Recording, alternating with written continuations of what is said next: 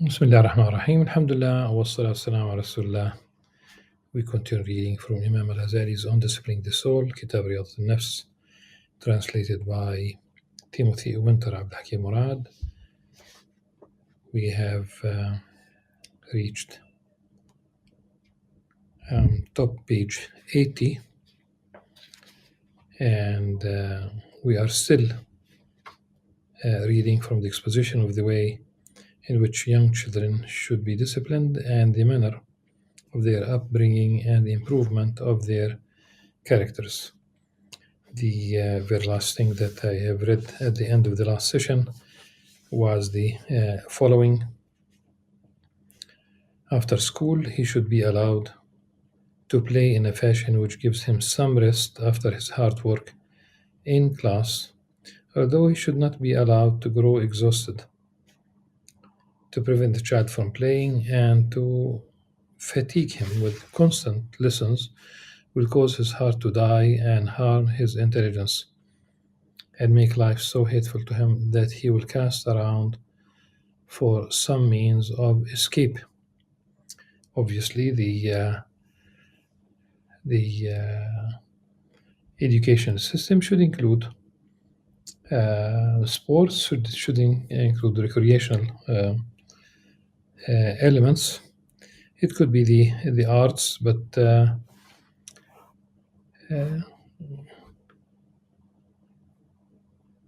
one should be careful because there was a competition once between American, Japanese, and some other countries. You talk about school kids, and the competition included several subjects. For example, it could be math, and I think it was, of course, math was part of it. So there were few serious subjects, and the children from these different countries competed, and the American kids won the arts. We don't want to reach this stage in the recreational part of education. Extracurricular activities after school. There are so many things, but the kids should be serious, and it depends on age. There's a certain capacity, there's a certain limit. And the style, the way they are taught is also important. They would love the topic if they love the teacher.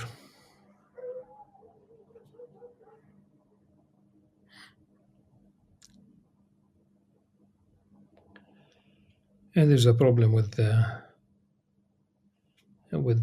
sports. I remember one of the professors commenting about the football. It's not soccer, the American football coach at an American college. At the time, he probably made his contract about maybe 7 times the salary of an assistant professor. It sends the wrong message to children. I have just read maybe yesterday. I don't even recall the name of just my eye caught the it seems a basketball player who got his contract extended for 1 year in exchange for 62 million American dollars. The message that would be sent to children: don't study anything serious, just try to make it to the NBA, try to make it to football, try to make it. It should not be this. It should not be this. And nowadays, certain players Their contract is few $100 million. Sports. Islam does encourage sports. There are specific sports that are mentioned, uh, but I think I'm worried about what message we are sending to children. So play, yes, okay, and it should stop there in the sense of they should not lose sight of their systematic studies and the way forward. I continue. Reading is again page the top of page 80. He should be taught to obey his parents and his teacher and all people who are older than him, whether relations or not, and to look upon them with respect and admiration, and not to play in their presence. Um, there should be utmost respect to the, of course, to parents, but also the and teachers and those who are in the same age group or older, the elderly. Uh, the obedience, obey, yes, and of course, it should not be taken as carte blanche to that parents would abuse this or that the teacher would abuse this or the society at large. But we, in an age when kids are, in general, they are spoiled. It depends, of course, in certain contexts. There are certain things that change in the society. Uh, in Jerusalem, the former prime minister, we talk about the municipality of Jerusalem. It is run by for us, it's the occupation as Palestinians. Nevertheless, here it's about the statement. The former Prime Minister Ehud Olmert, when he was mayor of Jerusalem, 1996, he said that 96% of public parks are in West Jerusalem, and that's discriminatory. Like, I'm paving the way because I wanted to say directly that as kids we played really on this street. There were no playgrounds. Still, there are no playgrounds immediately in our. It's a very large neighborhood in East Jerusalem. But when people passed, when they walked, of course, this is part of the Mount of Olives. On like we lived on literally on the slopes of Mount of Olives. If hitting the ball in a wrong way would send the ball down the mountain, literally, all the way to the valley. But when people walked down the street, we would stop playing. If an elderly person had grocery bags of grocery, we would carry and the grocery all the way to their homes. In the bus, we would offer our seat to elderly, to the lady, even to young women, younger than us. But this is not, it's not. It's not because she's weak. It's not. It's just the out of respect, and I remember once I had to take the bus from the university back from Abu Dis to Jerusalem, Al-Quds University. It was late in the afternoon. It was almost evening, and the bus was full. I had to take it. Transportation is really not that good, especially late. So the bus was literally full, and I was the only passenger uh, who is obviously,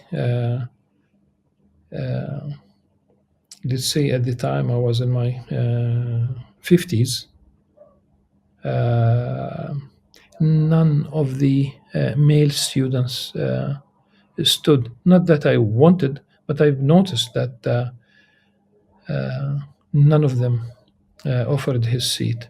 We would have done this, in a split of a second, a long time ago. I think this is part of the idea of respecting, or translating the respect into something also practical. Even if a stranger asks you to help, you would still offer to help anyhow if you were raised that way. As he reaches the age of discretion, he should not be excused the ritual ablutions and the prayer,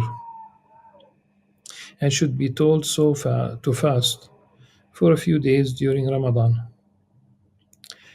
The age of discretion is 7 years for Imam Al-Ghazali.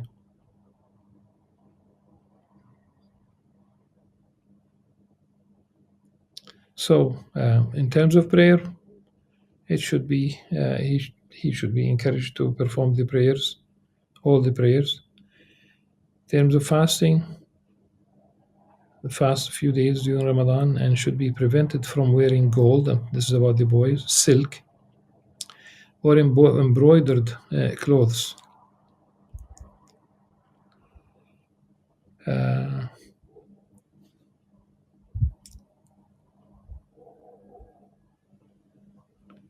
Now, gold and silk are permitted for women in Islam. They are not permitted for men. I don't know of any man who would say this is discriminatory. Simply, this is, it's not for men. Embroidered clothes, this is. Men should not look like women. Women should not look like men. Uh, and people should really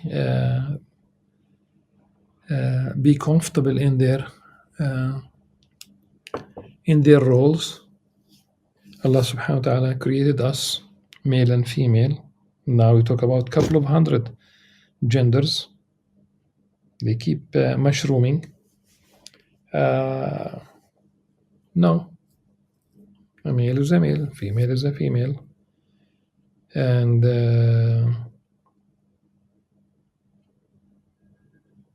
if there's a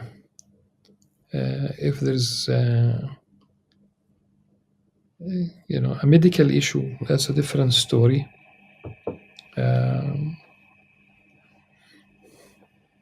But I'm talking about the social construct in this case.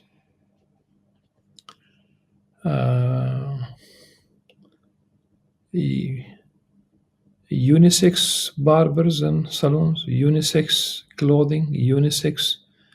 Today, literally, there is unisex perfume. The unisex story is all over the place. And on Sesame Street, I was told by someone, she was watching Sesame Street with younger family members, and it should be an innocent thing. And then they included in the program not only the typical personalities of Sesame Street, but someone, a girl who spoke about her family, and her family has two dads. There are no moms. So it's a same-sex family. That's very. They are engineering, brainwashing the children, literally. And they ask literally preschoolers in the school system in the United States how they feel, what do they feel, what do they feel, mm, male or they feel female despite their assigned sex at birth. And these are preschool kids. He should be taught about the limits laid down by the law and put in fear of theft and unlawful gain, and also of lying, treachery, deceit, and all the other traits which tend to predominate among children. Uh, Children should not be given a chance to claim the toys of other children, and their behavior should not be rewarded by giving them that toy to say, no, it's okay, they can't take it now. It's a certain behavior that is being reinforced. Regarding lying in general, it might be punishment that push kids to lie. Not the first time they do something, but if they are punished, next time they're not going to admit. If they are punished physically and it was painful, they're not going to admit that they have done something wrong later on. So the behavior is learned in general, acquired. It's not innate. And all the other traits which tend to predominate among children, I'm not sure about the whether these traits predominate among children. If he is brought up in this way, then as he approaches adulthood, he will come to understand the reasons which underlie these things, and will be told that food is a means of maintaining health, and that its sole purpose is to enable man to gain strength for the worship of God, subhanahu wa ta'ala, and that this world is without reality, since it will not endure, and that death must bring its pleasures to an end, and that it is a place through which we pass, but in which we cannot abide, unlike the afterlife, in which we must abide and through which we cannot pass.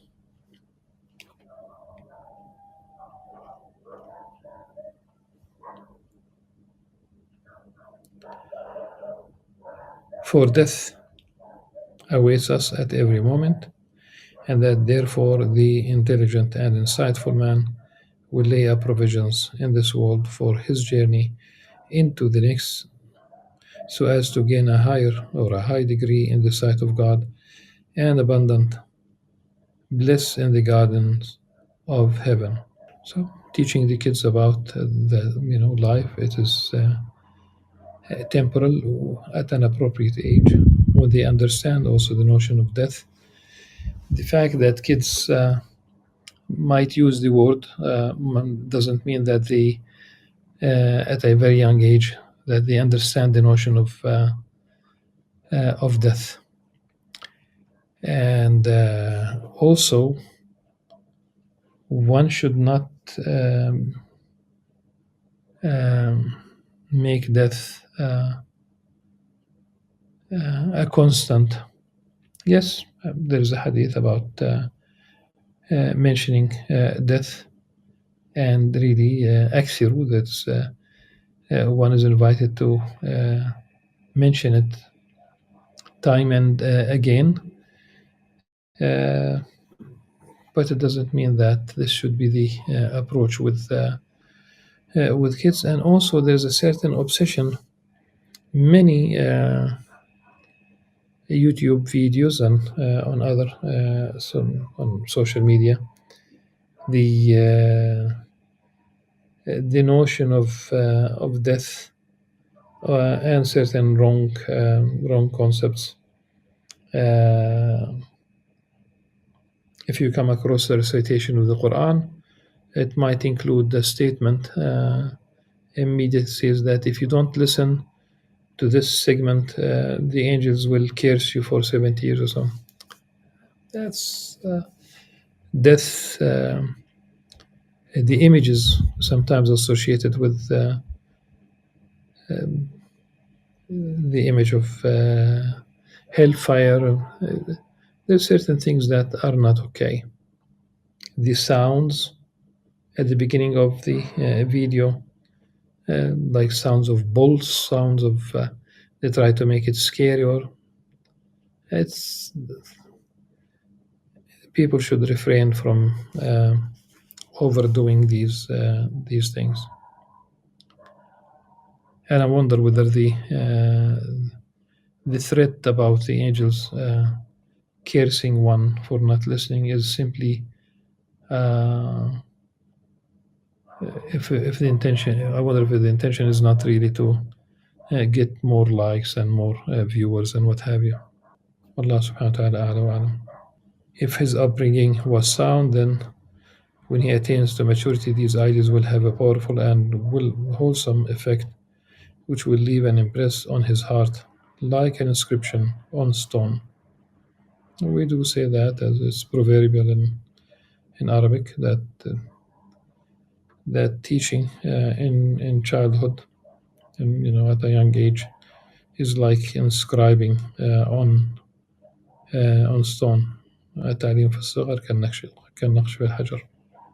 Had it been otherwise, so that the child had grown accustomed to play, boastfulness, rudeness, and insolence, and greed for food, clothes, and finery, his heart would shrink from accepting truth in the manner of a field where crops wither because of its dry soil.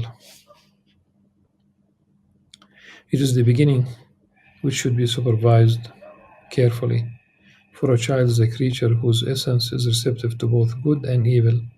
It is only its parents who cause it to be disposed to one or the other. As the Prophet said, Sallallahu Alaihi Wasallam, every child is born with sound natural disposition. It is only his parents who make of him a Jew, a Christian, or a Zoroastrian. كل مولود يولد على الفطرة فأبواه يهودانه أو ينصرانه أو يمجسانه. Sahl ibn Abdullah at-Tustari said, when I was only 3 years old, I used to say the midnight prayer. Having watched my maternal uncle Muhammad ibn Suwar doing this, one day he said to me, do you not remember God, your creator? And I asked, how should I remember him? Dhikr. When you put on your bedclothes, say in your heart 3 times without moving your tongue, God is with me, God beholds me, God watches over me. These are very strong, very effective. This particular story is very effective, as we will see, inshallah. In Arabic, these three phrases, Allahu ma'i, Allahu nadirun ilay, Allahu shahidi. So God is with me, God beholds me, God watches over me. The order is a bit different. Number 3 should be number 2, as is in the Arabic. This I did for several nights, telling him what I had done. Then he instructed me to say the same words 7 times each night, which I did.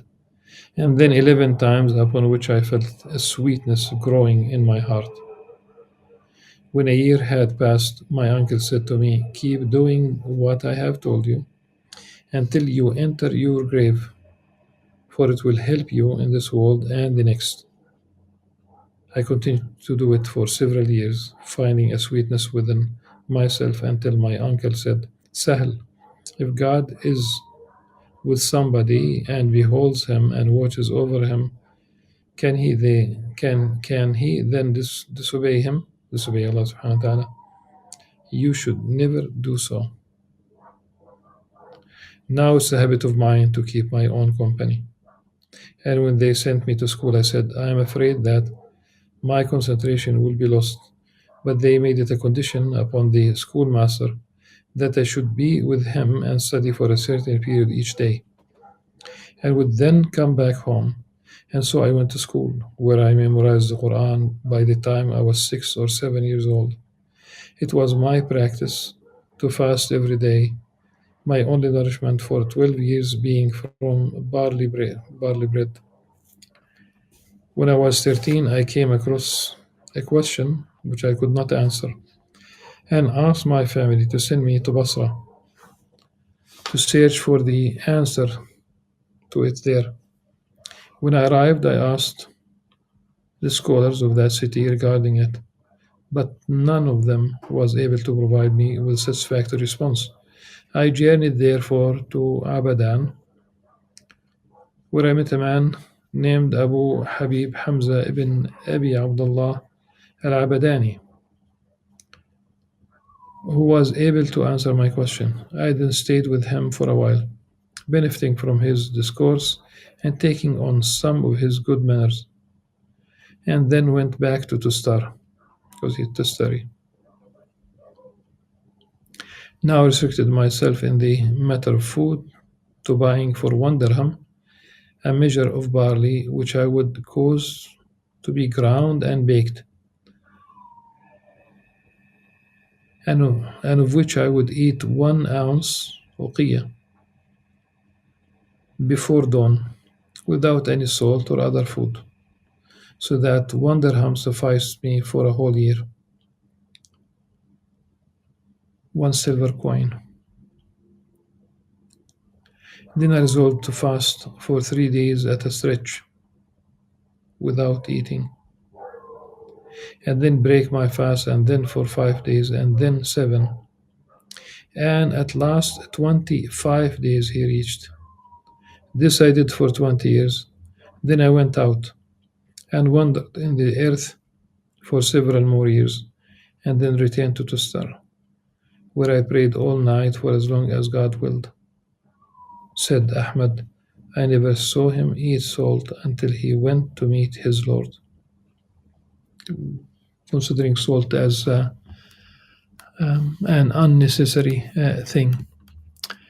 Now, this is obviously the story of Sahel, with which we have ended that particular chapter. The next one is an exposition of the requirements of aspirancy and the preliminaries to spiritual struggle and the progressive induction of the aspirant in treading the path of discipline. The end of the story of Sahel. To eat barley bread, that's fine. It's still bread. This is still a meal. To